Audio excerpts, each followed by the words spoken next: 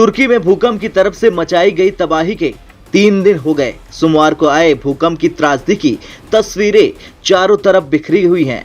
तुर्की में करीब 7,000 लोगों की मौत के बीच भारतीय वायुसेना ने घायलों की जान बचाने के लिए अपने सबसे बड़े तारणहार को उतार दिया। भारत की तरफ से अब तक 5 बोइंग C-17 ग्लोबमास्टर वहां भेजे जा चुके।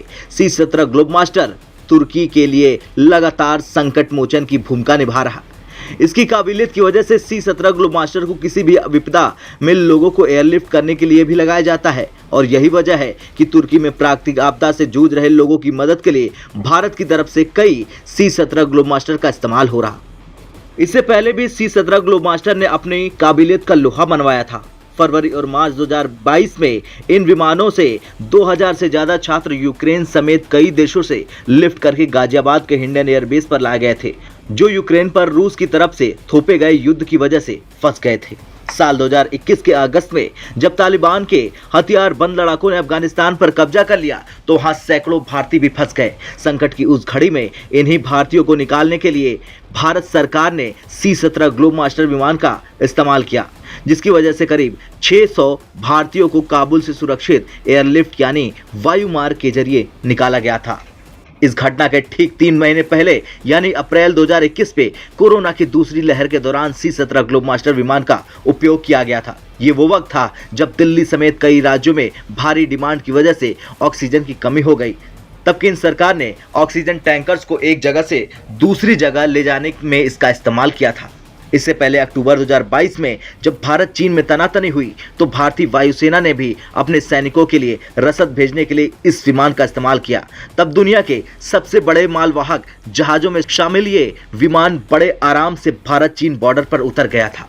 साल 2014 यानी 8 साल पहले जब बिहार में बाढ़ आई तो C-17 ग्लोबमास्टर विमान ही संकट मोचन बनकर सामने आया। दिल्ली से डॉक्टरों की टीम लेकर यही विमान बिहार पहुंचा, जिसे कुछ दिनों के लिए अस्पताल का रूप दे दिया गया था। ये तो रही इस जंबो विमान की रेस्क्यू की बात, लेकिन असल में ये कितना बड़ा है और ये किन किन हथियारों से लैस है ये भी जान लीजिए। बोइंग C-17 ग्लोबमास्टर दुनिया के बड़े मिलिट्री मालवाहक जहाजों में से एक है। भारतीय वायुसेना के इस जाबाज योद्धा में 4 इंजन लगे हुए हैं। 4 इंजन वाला ये ट्रांसपोर्ट विमान एक बार में 77,519 किलोग्राम तक कार्गो ले जाने की क्षमता रखता है, जिसकी वजह से एक बार में बड़े आराम से 400 से ज्यादा यात्रियों को लेकर उड़ान भर सकता है। ये विमान अपने साथ हथियारबंद वाहन, ट्रक और यहां तक कि M1 अब्राम्स युद्धक टैंक को भी इस विमान में ले जाया जा सकता है। बोइंग की तरफ से विमान 4 इंजनों से लैस है। C-17 विमान का बाहरी ढांचा इतना मजबूत है कि इस पर राइफल और छोटे हथियारों की फायरिंग का कोई असर ही नहीं होता। कारगिल, लद्दाख जैसे दुर्गम इलाके में भी C-17 ट्रांसपोर्ट विमान बेहद आसानी से उतर सकता है। लैंडिंग के दौरान C-17 ग्लोबमास्टर को अगर कोई दिक्कत आती है तो पायलट के इस्तेमाल के लिए रिवर्स गियर भी दिया गया है। C-17 ग्लोबमास्टर की लंबाई 174 फीट है जबकि ऊंचाई 170 फीट है। भारतीय वायुसेना के इस विमान की जमीन से ऊंचाई 55 फीट है। 3 लोगों के क्रू में 2 पायलट और 1 लोड मास्टर होता है, जो कि पिछले हिस्से से विमान में कार्गो चलाता है।